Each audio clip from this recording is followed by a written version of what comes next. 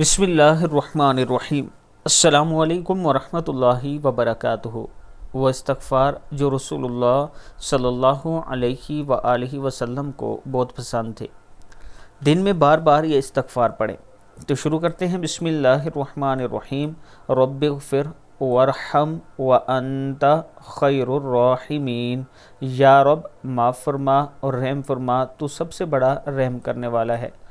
پھر ہے استغفر اللہ ربی من کل ذنب و اتوب الیہ۔ میں اللہ سے ہر گناہ کی معافی مانگتا ہوں اور اسی کی طرف پلٹتا ہوں۔